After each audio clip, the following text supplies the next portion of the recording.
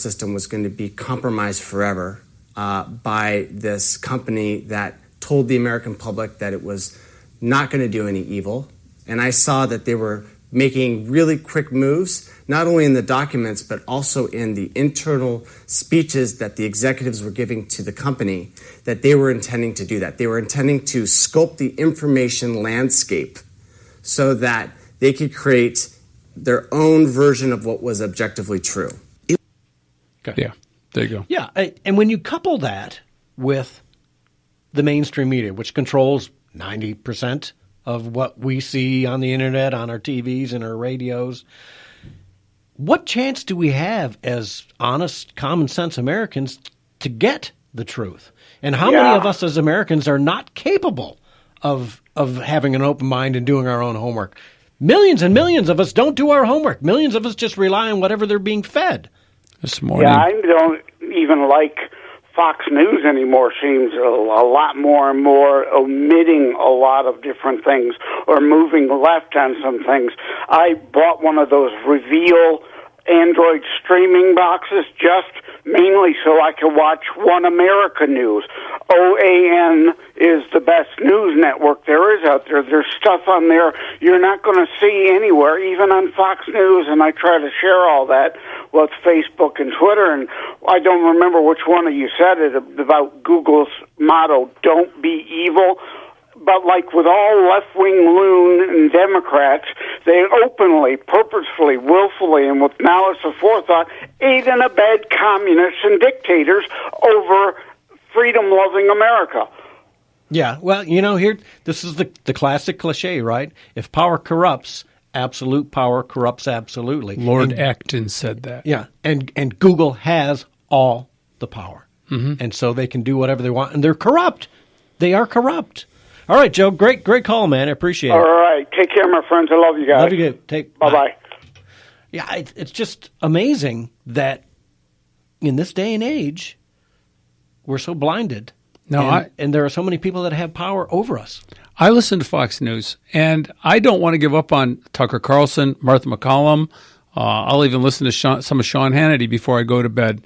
I am concerned that when I watch Martha McCallum and Tucker Carlson, that there will be these blank spots saying commercial time. Basically, that's time that they couldn't sell commercial space.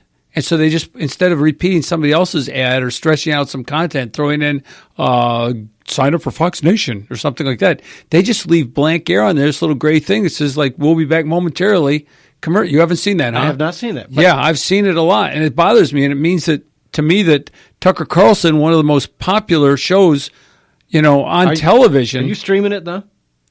You're streaming it? Well, yeah. Okay, so you're not getting it via the Fox News network over cable.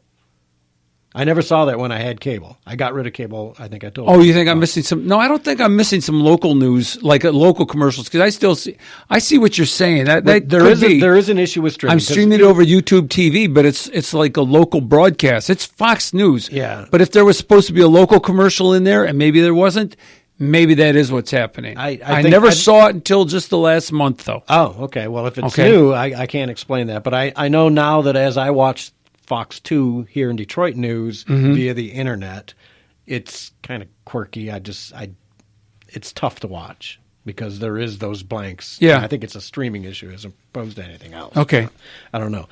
But what I was going to say is that I trust Fox News, and yet there was a story that broke about the New York Times and how they changed their headlines 3 times from one that sounded somewhat pro-Trump to one that was like moderately Trumpish to one that was against Trump, and supposedly it was due to Twitter reaction to their headline. And so they changed that headline 3 times because of the outcry against them. Were you going to say something about that? And that's disturbing. Really, if you're a journalist, the truth is the truth.